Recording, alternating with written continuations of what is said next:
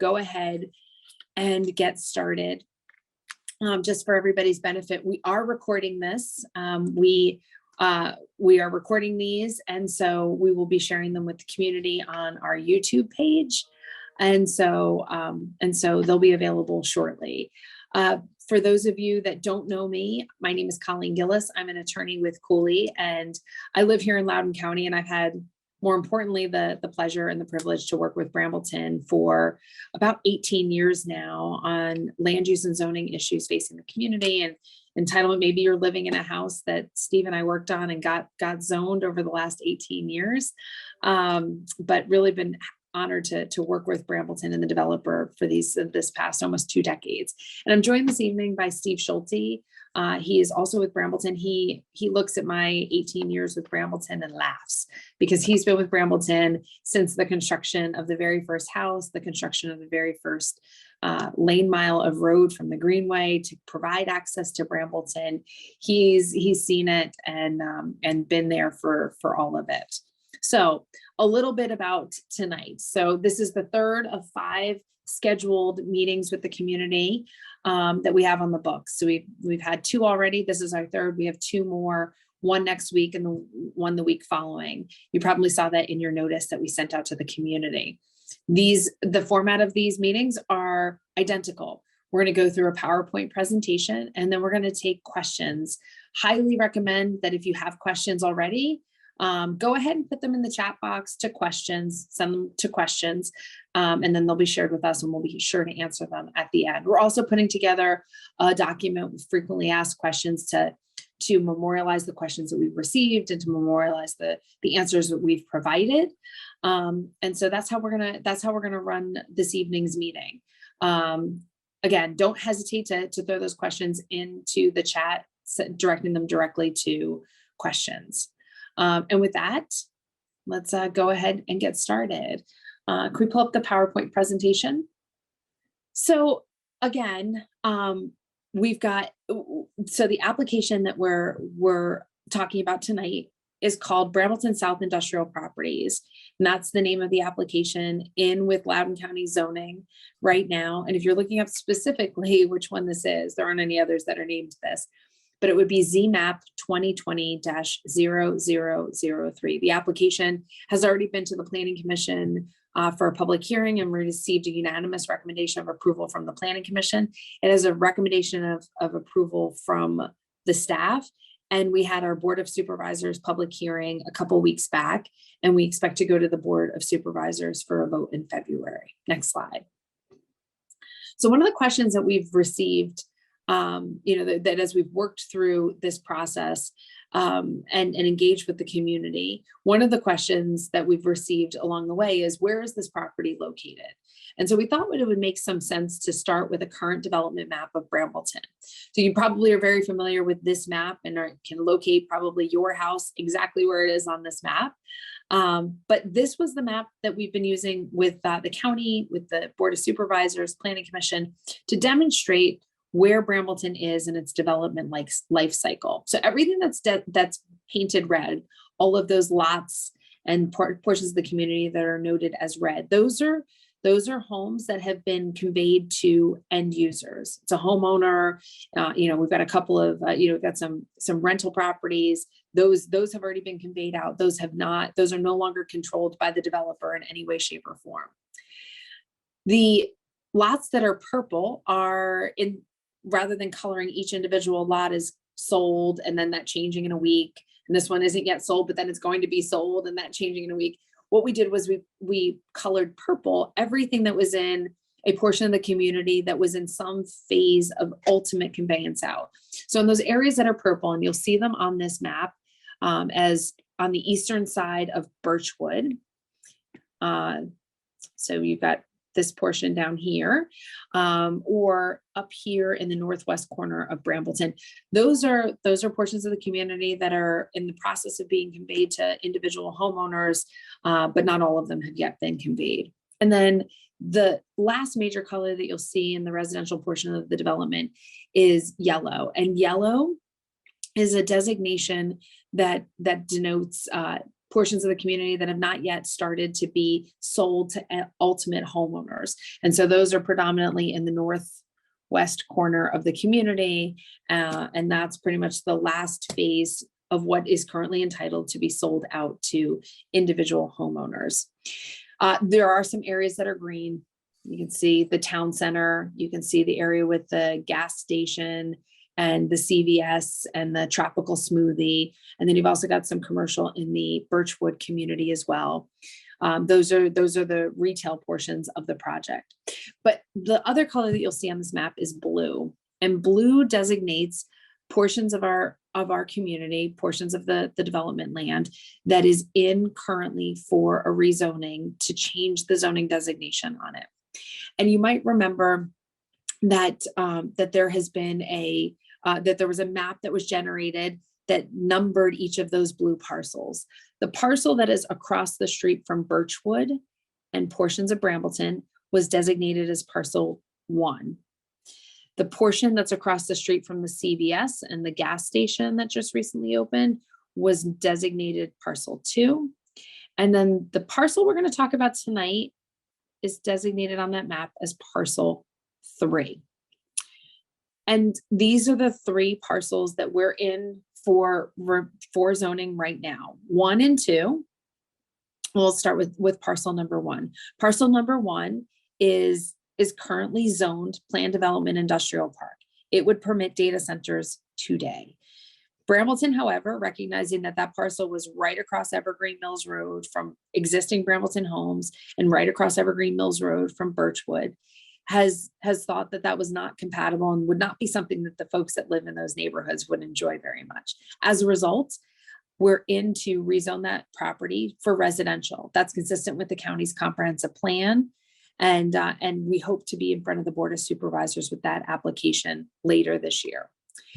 Additionally, parcel number 2 is planned for office and retail, and excuse me, is zoned today for office and retail. That would be a difficult endeavor to be successful with. And so we're also in to bring that property in line with the county's comprehensive plan, which designates that property for residential. That parcel number 2 and parcel number 1 are part of the same rezoning application and would hopefully be reviewed by the Board of Supervisors later this year in 2022.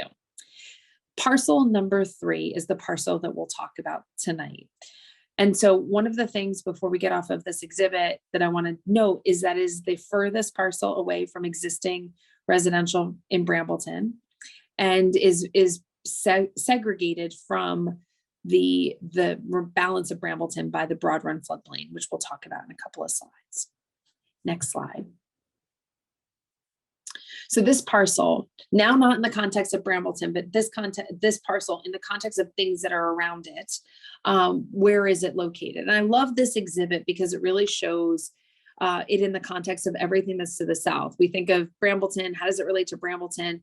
But it also relates to things as a transitional piece between Brambleton and things to the south and to the east. So the biggest thing that I notice when I look at this exhibit is that this parcel is right within the flight path of Dulles Airport, right under where planes are taking off and landing there at Dulles Airport. Additionally, it's very proximate, very close to data centers that are on Loudoun County Parkway, Google data centers that are down in Arcola, additional data centers over here. And then all the way in the top left here, we all know we've got this Novex service center right there, right adjacent to the overhead transmission lines that run all the way down into Prince William County and all the way up to Route 7. And given those surrounding features was one of the reasons the county replanned this property in the 2019 comprehensive plan. But next slide. The existing zoning on the property is split zoned PDGI, which is planned development, general industrial. It's one of the heaviest zoning categories, dirtiest, loudest, most noxious, most incompatible residential zoning categories in Loudoun County. And it's also planned for it's zoned CR1, Countryside Residential 1. Countryside Residential 1 is a legacy zoning district. The county doesn't allow you to rezone into it anymore. But more importantly, we're not allowed to add any additional residential to that property, even though it's called residential, because it is within the 65 LDM. And so you can look at these white dashed lines on the top here and recognize that everything that's within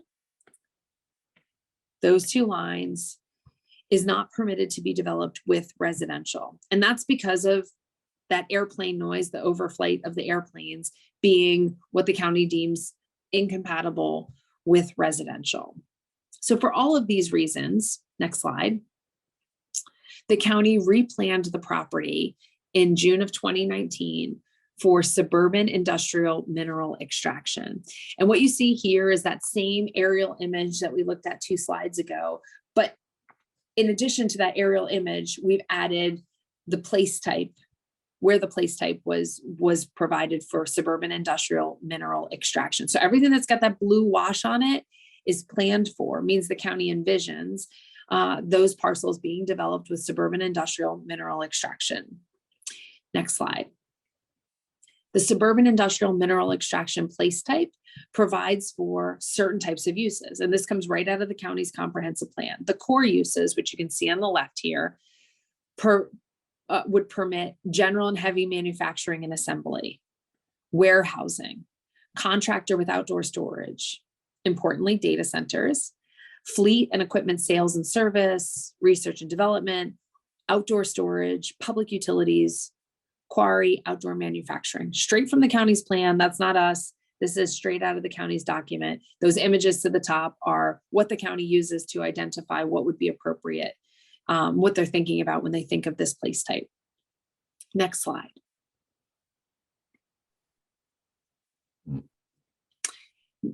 One of the things that I mentioned a couple moments ago is the Broad Run floodplain. And so this use is not, while the parcel is close to existing Brambleton limits, the Broad Run floodplain, which is designated on this image and in this slide with that blue color, surrounds the developable envelope on these parcels, or on this parcel. And that Broad Run floodplain provides a significant, sizable buffer, boundary between what can be developed on this property and the balance of Brambleton to the north. This floodplain, not in its widest spot, but also not in its narrowest spot, is approximately 800 feet wide. 800 feet wide of separation where we can't develop within the floodplain. It separates the development from the north to the development within this, and provides for a really good separation of this use from the balance of Brambleton. Next slide. And that floodplain is not just flat and, like the plains where there's nothing there and you could see straight across it. It's a heavily wooded with great mature hardwoods portion of the property. What you see here in purple is a commitment with this application to conserve and preserve existing trees. Everything that's purple designates an area that we'll put a tree conservation easement on top of, meaning we can't come in and pull those trees out, even if it gets if it becomes difficult to preserve those. We're required to preserve those.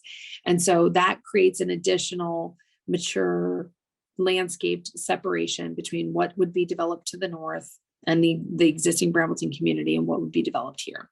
Before we get off of this slide, it's also important to take a look at this dark black line. You can see the dark black line kind of zigs and zags throughout the plan. And that within that area, within the diagonally hatched area, is the only place on this parcel that we could develop. So that black line is the limits of development for our project, meaning we're pulling that development away from the floodplain by at least 50 feet.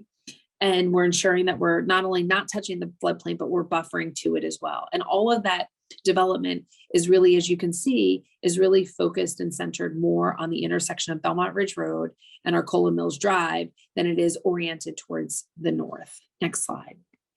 When I sit here and I talk about tree conservation areas and the floodplain, you may ask yourself, well, wait a minute, do we really want to be, are there any environmental concerns with doing that? And you may or may not know this, but Loudoun County's Department of Planning and Zoning has a natural resources team. That natural resources team is charged with reviewing applications such as this, reviewing them against the policies of the county and also the ordinances of the county to determine that whether or not what we're proposing will have adverse environmental impacts. What's really important about our application is that we have no outstanding natural resources team comments. I do this a lot. I do this for a lot of clients. That's a rarity. It's very difficult to get the approval and the acceptance of the natural resources team. I'm quite often in front of the board of supervisors, having some sort of disagreement with the natural resources team. But in this case, Brambleton said, whatever it takes, we're going to get there. And so you can see these commitments.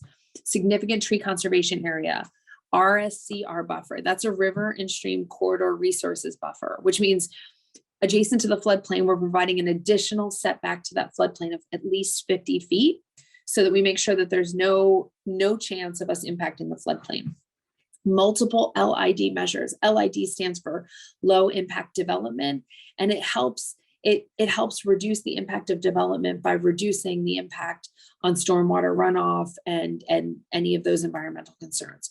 Committing to pervious parking spaces, obviously creating more of an opportunity for that stormwater to go right into the ground with those pervious parking spaces.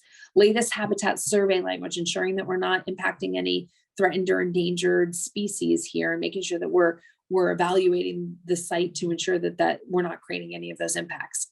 Use of native planting species, making sure that we're using plants on the property that are native, and so that we don't have any sort of invasive species that we're introducing on with our landscaping. And then finally, a mechanical equipment testing restriction to ensure that we're testing our equipment at times that are appropriate for anybody who may be nearby and could possibly hear that. That is not particular to the site. A lot of applications commit to that, but we're also committing to it here. Next slide.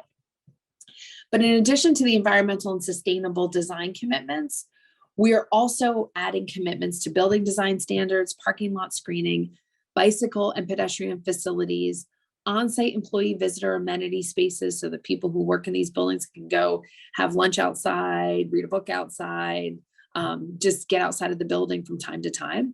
And then a really significant note, we're adding a 300-foot broad run linear park easement for the benefit of Loudoun County's Parks and Recreation Department. This is really important because Parks and Rec is really trying to create a continuous overall trail system working through these floodplains to allow, and it would be a great linear park system so that people can walk from this location all the way through the floodplain up to or hike through the floodplain or ride a bike through the floodplain all the way up to the metro station. And so that is something that will be an amenity and a value to Brambleton residents, not just the people who use this property. That's an easement that's being conveyed to the county. Next slide. I just mentioned, the design, the building design commitments. One of the things that we shared with the Board of Supervisors is, and if you've driven along Evergreen Mills Road, you probably saw this recently, is the significant sizable berm that we have constructed on the south side of Evergreen Mills Road, north of the floodplain. And this is one picture of that berm.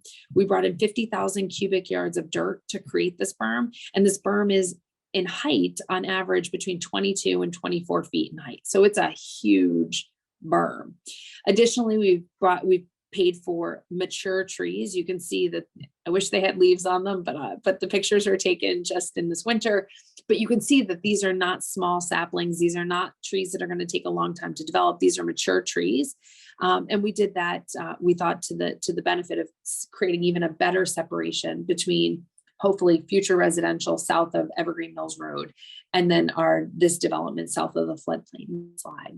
It's another image of that berm from Evergreen Mills Road looking south, and you can get a sense for the depth and the distance between where this photo was taken and where that proposed data center would be going forward. And that data center would be beyond the berm here. You can see the power lines that run through that run through the floodplain beyond the berm here. And so you get a sense for the scale. Keep in mind that we've got a developable area south of Evergreen Mills Road. Then we've got this huge berm. Then we've got the 800-foot-ish floodplain beyond that, a 50-foot buffer beyond that, And then we would start the development. So that separation there between Evergreen Mills Road and the development is quite sizable, quite substantial. Next slide. Additionally, we proffered to data center elevations within our application.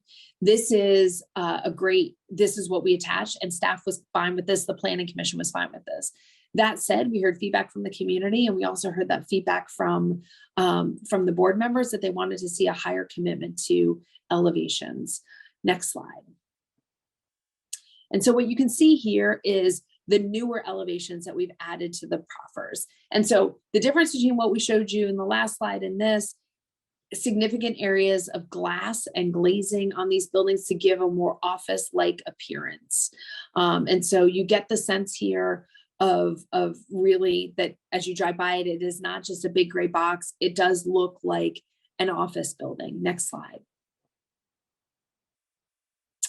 And we also did some rendering. So for orientation purposes, we've got Belmont Ridge Road, where my pen is, Arcola Mills Drive down here on the bottom. And you can see A and B are the images that we're about to show. So the first image we're going to show you is from the intersection of Arcola Mills Drive or Briarfield and Belmont Ridge Road, looking back in the direction of the building. The second one that we're going to look at is going to be looking in this direction. Next slide.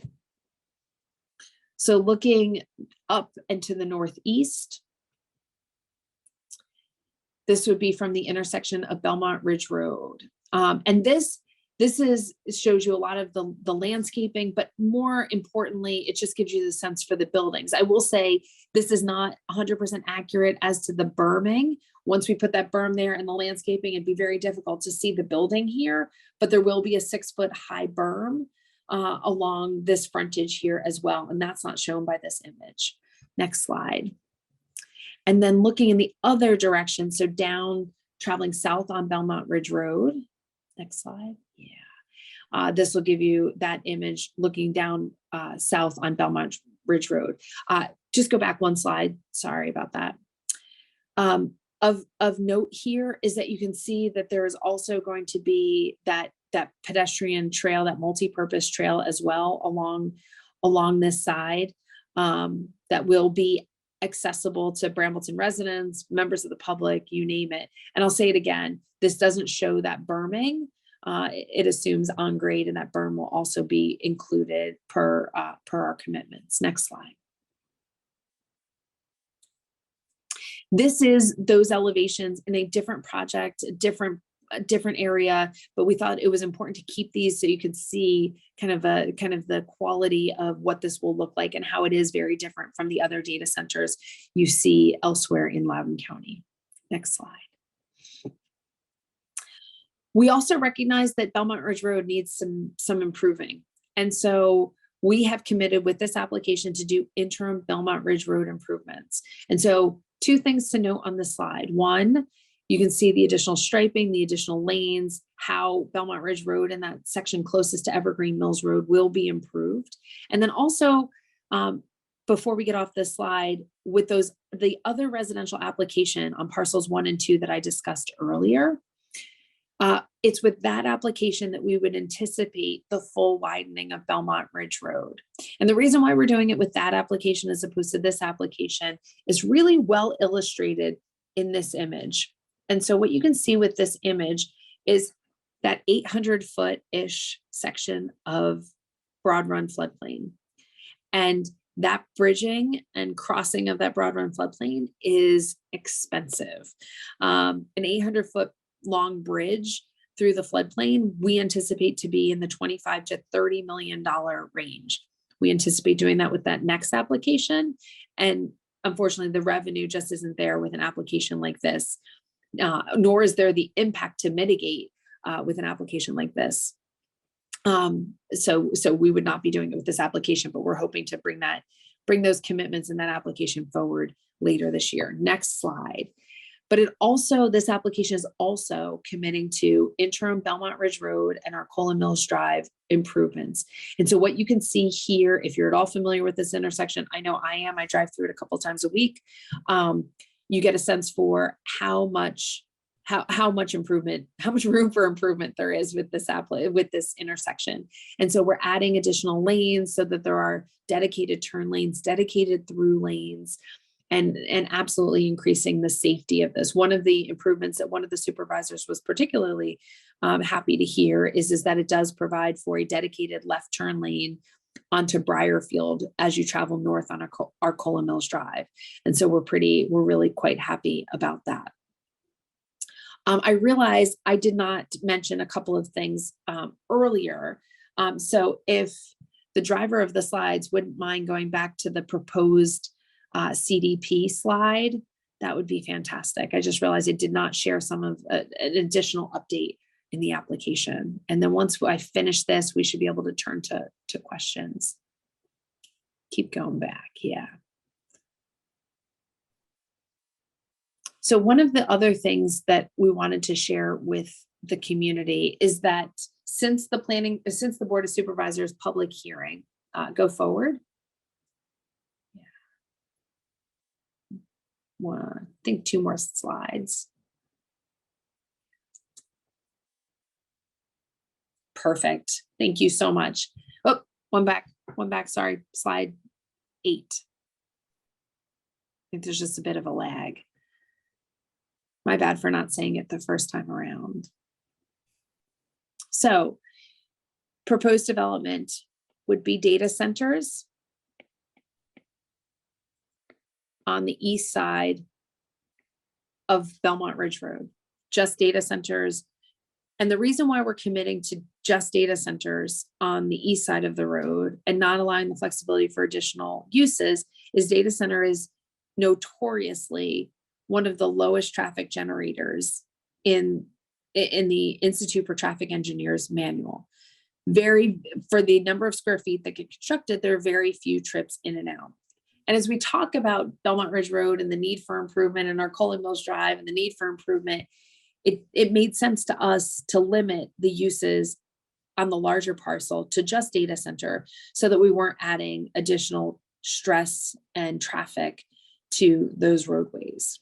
When we were at the Board of Supervisors and what was supported by the Planning Commission and the Board of Supervisors and the staff was 4 million square feet of data centers on the property. We'd address all the traffic considerations with 4 million square feet of data centers. It was consistent. It is consistent with the county's comprehensive plan. And yet we heard some concerns about the amount of data center there when we were at the Board of Supervisors public hearing. As a result, we have reduced the permitted density here from 4 million square feet of data center to 2 million square feet of data center, reducing what could be built on this, the potential, by half. On the west side of Belmont Ridge Road, we heard what was permitted there at the Board of Supervisors public hearing was any PDIP use, any use that was permitted in the Planned Development Industrial Park zoning district. Since the Board of Supervisors public hearing, we have proffered out data centers. We cannot do a data center on the west. No data centers, no monopoles. So no data centers, no monopoles. We heard the community's concern. And so those have been proffered out. Additionally, when we were at the Board of Supervisors, we were asking for permission to do 750,000 square feet of development on the west. Excuse me, 700, I apologize. Not 750, 700. We have reduced that permitted intensity by half again. So it's 350,000 square feet of permitted development on the west. So reducing the permitted intensity, reducing the traffic impacts, which were already relatively low, by half, and proffered out uses that we thought would be most incompatible on the west, which is what we were asked to do by Supervisor Buffington, among others. So I wanted to make sure that it was very clear that since we were at the Board of Supervisors, we've made substantial changes to the application to reduce impact. and to address what we had heard. We've increased, we've improved the architecture, we've reduced the maximum permitted density. We've also made sure and assured everyone that we're going to be constructing berms on Belmont Ridge Road and along Arcola Mills Drive. And so with that, I'm happy. Colleen, Yep. please re-emphasize the 300-foot corridor on slide 8 from Sure. the very, very west to the Yep. very, very east. I mean, this is a very significant thing that Loudoun Park County Parks and Recs is looking for. And that's so if you go all the way along that floodplain, there's a linear park of 300 feet on both properties all the way through this application. Right. Exactly. So roughly in that configuration. Yeah. Okay.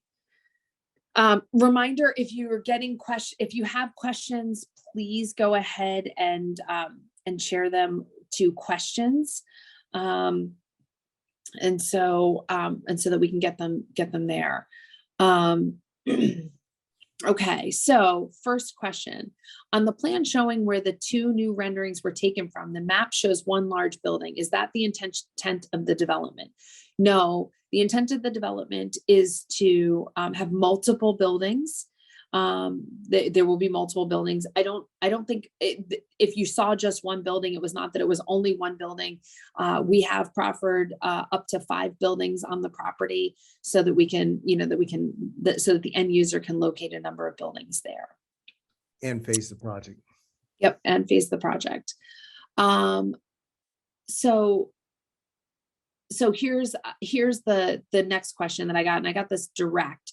When I bought a house in Brambleton in April of 2003, I was told many things, like a golf course and ice rink, no other condos, apartments besides Summerfield. So as you can see, everyone who bought into this Brambleton idea might feel like we were lied to. Why should we believe you now? I think we will be able to see the data center, and even my 12-year-old watched the most recent video, and she said we will see it also. So I don't know where you live. I'm not sure where you live. But obviously we're locating the data center as far away from the community as possible. And we are, as I said earlier, taking a piece of property that is currently zoned PDIP and trying to change it to residential. It's a location where data centers could be built today by right. The property, as you can see, that we're rezoning is already zoned today for general industrial uses. So there is the option today to develop that GI ground by right with industrial uses, whether it be data centers or whether it be something else. And so, in terms of, I don't know who told you, what they told you, but this land, either the IP land or this GI land has been zoned for industrial uses since the beginning of Brambleton. So since before 2003, when you bought your home. No, so the zoning was in 1988 and then redone in 1993. And that zoning allowed 2 million square feet of industrial ground. That was always the intent of this project, and has been on every map that we've had in the 20 years that we've been here, 22 years we've been here. Yeah. And so additionally, the other thing that's important to note is that the county has the right to change, right, and the obligation, not just the right, but the state code requires the county every 5 years to update their comprehensive plan. And the county, with that effort, gets to reevaluate what vision they see for the county going forward. The plan that designated this property for suburban industrial mineral extraction was approved by the Board of Supervisors in June of 2019. There were many public hearings, many opportunities for input, et cetera, but the county board changed that, adopted that plan, setting in stone what they'd like to see for this property. To be clear, Brambleton was not involved.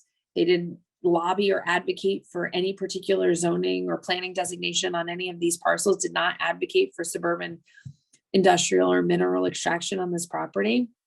But the county has the opportunity to update those maps and update those visions from time to time.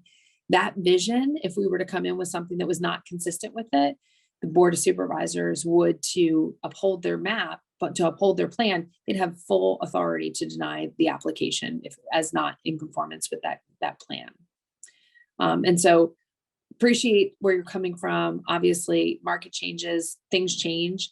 And we've continued over the last 20 plus years to do everything that we can to make sure that this community is the best that it can possibly be, which sometimes necessitates changing the vision, just like what seemed like a good idea in 1988 and endorsed again in 1993 to do industrial right across the street from Birchwood and the existing Brambleton community. We recognize that's the zoning when you bought your home, and a lot of people bought their homes. Everyone to date has bought their homes. It's been zoned industrially, but we think 34 years, right? So, how do we get it right perfectly 34 years ago? Yeah. How many stories will the data center have? So this data center will have between 2 and 3 stories. We don't have a commitment from the contract purchaser end user as to how many stories the data center will have, but data center stories are taller than home stories. They're not 8 or 10 feet tall. But the zoning ordinance permits 60 feet of height by right. And then you can go beyond that by setting the building further back from property boundaries. But it's part of the reason as well that when we go and we look at that berm and we look at the separation, we've tried to separate this use as much as possible from existing Brambleton, and to use the resources, the existing hardwoods, the floodplain, the buffer to the floodplain, the berm, the mature landscaping on the berm, to do everything that we can to separate it from existing Brambleton. And I don't have any additional questions. Feel free to continue to put the questions in the chat if you've got them.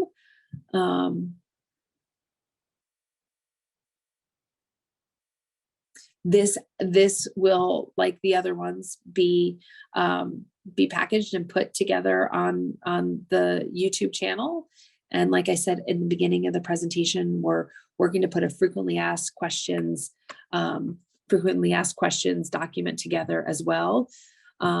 You're more than welcome to come to our additional sessions. If you've been to an earlier one, you know that they all go pretty much the same.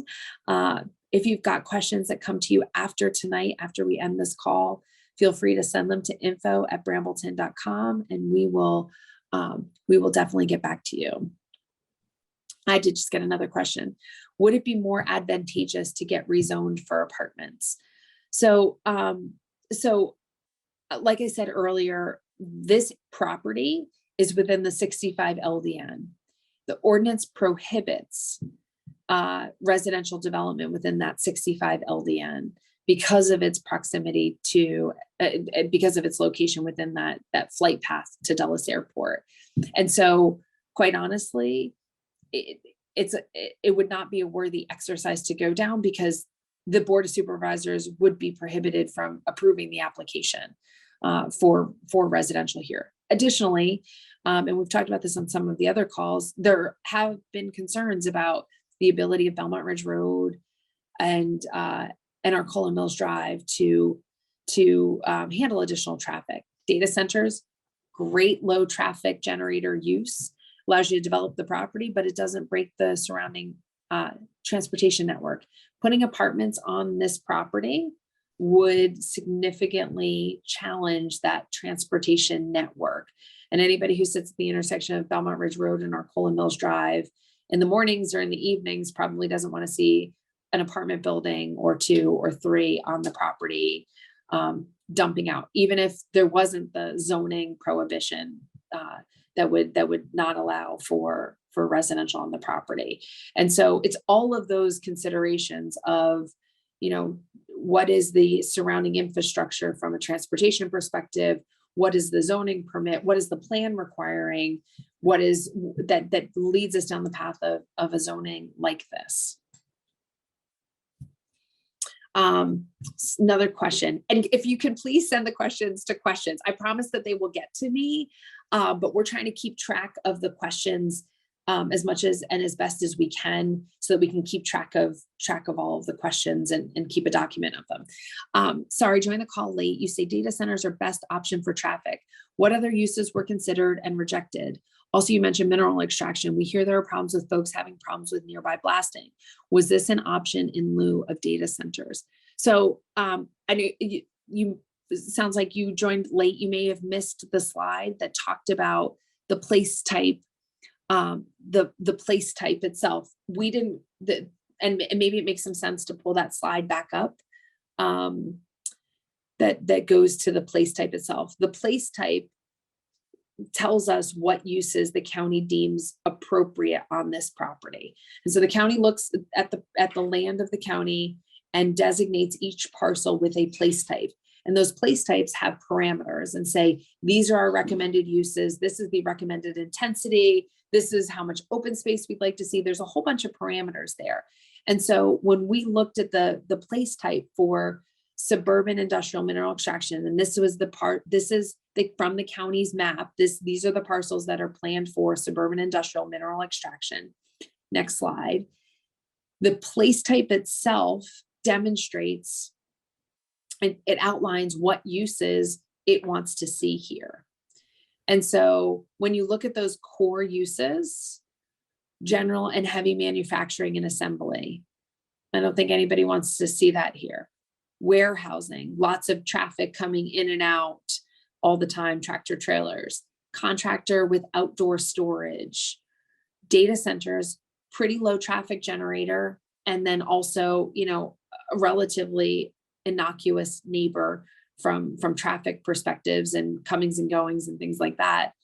Fleet and equipment sales and service, research and development, outdoor storage, public utilities, quarry, outdoor manufacturing. This isn't our list. This isn't our list. This is the county's list. This is straight out of the county's comprehensive plan. And so when we looked at this list, we thought that the most appropriate use was use here was data centers.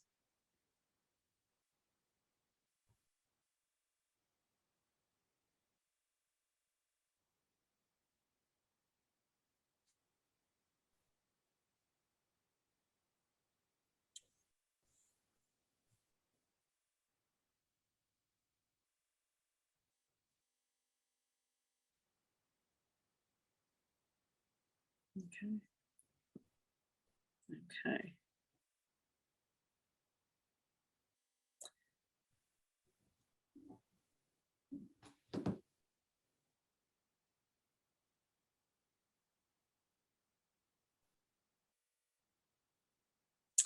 I get that data centers are relatively benign. Seems odd they are in the core group.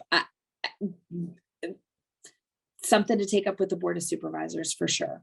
Okay, another question. In one presentation, you talked about why data centers are such a big use in Loudoun tax breaks, et cetera. Yes, I did talk about that. That was one of the questions that we got. Data centers are a desirable use in Loudoun County because of a couple of reasons. One, we're the home first data centers. One of the things that allows websites to work and computers in one company to work so seamlessly in another company is the proximity and the lack of latency between one data center and another. And so data centers, really, really grew up here in Loudoun County. We've got a major point of presence called May East. It was home, it was co-located with Verizon and Equinix back in the day. And so what this has created is really created an amazing environment for data centers to grow. In terms of tax breaks, data centers do not get real estate tax breaks. They pay real estate taxes just like everybody else. Data centers are estimated by the county to generate approximately $18.1 million per year in real estate and personal property taxes annually for every 1 million square feet of data center development. And it's part of the reason why we've been able to make significant road improvements and provide for a huge park like Hanson Park or build schools without our taxes going up, our tax rate going up. your taxes might be going up because your house is worth more, but the tax rate over the last 10, 12 years have continually gone down because of those tax revenues that are generated by the data centers. Will Brambleton be able to use some of this land for their facilities? So this land is not being proposed for Brambleton facilities. We have had conversations with the HOA about working with them with our next application on facilities, but these are designated for commercial uses and not for the Brambleton HOA. Right now, there is fencing around the parking lot for the pool. Was a facility ever on the plan? And again, if you guys can send these questions to questions, I know I'm seeing them, but please send them to questions. I promise I will get them. I don't know if I understand the question. I don't know. I'll read the question again. Please, right now, there is fencing around the parking lot for the pool. Was a facility ever on the plan? I'm not sure that I'm talking about is the HOA is temporarily putting their trucks on one of the community centers and put fencing around it. It's from something that I think that I understand that Rick Stone and the HOA did, because we have lent them this ground for years to store, their equipment and to park their equipment. So we had to get off, the property. So we didn't have the right to continue that ability to give the HOA that space to park and store things. Okay. So I think that some of these questions are probably better directed towards the HOA. And so just to keep folks focused on this topic, I'm gonna wrap up with this, maybe one more question. If you have further questions, reach out to info@brambleton.com. We will absolutely answer them. But I want to make sure that I know that we're covering some things that we've already covered before, and I want to make sure that people aren't avoiding dinner, not getting dinner with their family or whatnot, waiting for us to rehash some of the things we've talked about earlier. The question that I've received is, are data centers undesirable then? What are the major reasons folks don't want them? Are there any environmental issues with them? Apologize if you covered earlier. So data centers are, I don't know whether they're undesirable or not, right? It's a case-by-case basis. We've been in meetings where people have said, I love data centers because it means that I can live, my tax bill is a whole lot lower, and I don't mind them at all. It means that I don't have kids running through my backyard, or I don't have more traffic to compete with, or my kids don't have competition for a seat in a school. What are the major reasons folks don't want them? I'm just speculating at this point. I think that my understanding is that folks typically would love an Apple store more than they love another data center. And so I think that people, there's a bit of fatigue, and I can appreciate that. And yet there are places, and this is one of them, where data centers are really the best use, adjacent to, or right beneath the flight path from Dulles Airport. Properly screened, away from residential, right on the power lines where you don't need to extend the power lines. When you ask why data centers are not, desirable, is people don't like to see big overhead power lines extended to these things for the power. This is right on the node. So there isn't an extension of overhead power lines. So the other thing is that the data centers don't take up facilities. There's no school generation. There's, like Colleen said, very few trips from onto the road systems. So there's no services that are required from the county. So that's one of the desirable issues with having the data centers here, as well as the tax base, of course. Right. Okay. Any other questions? I'm happy to answer them. Send them to questions. Other than that, we're going to wrap it up I'm not sure what the question is. For the square footage you are saving, what will you do with the space? There's no saving of if you're asking the question that by dropping the square footage from 4 million to 2 million, it means that the property cannot be developed as intensely as would have been as was proposed at the Board of Supervisors. There's no saving of it. There's no putting it someplace else. It's just it's not empty. It's not empty. It means the maximum development on the property will be 2 million square feet on the east side of Belmont Ridge Road. It's the equivalent of somebody saying, I have a piece of property and I'd like 10 houses to be approved on the property. And at the last minute, the builder says, I only need 5. Well, now they just don't have the right to build those other 5 houses. So nothing else can be built on the parcel. On the east side of Belmont Ridge Road, the only thing that can be built on that property is from a square footage perspective is a data center. There could possibly be a substation in the northeast corner up against the floodplain, away from Belmont Ridge Road, tucked in those hardwoods that we talked about earlier that are within the tree conservation area. But that's all that can be developed. There cannot be a warehouse. There cannot be a manufacturing facility. There can't be a quarry. Not all of those uses are gone. All of that square footage over and above 2 million square feet is gone.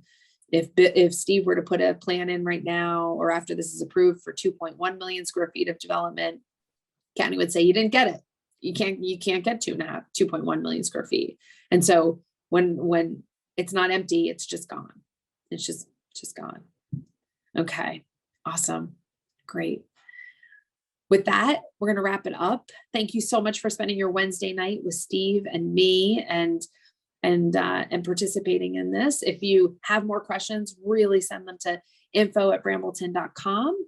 If you want to attend another one, we'll be here next Friday at noon and the following Monday at 10:30. But really, if you've got questions, send them to info@brambleton.com. Don't wait. We'll be happy to answer whatever questions you've got. Okay. And with that, I hope you all have a great night. Safe travels home. That was a joke from the days when we used to actually be in person. But thanks so much for spending. Thank you all very much for taking your time tonight. Thanks so much.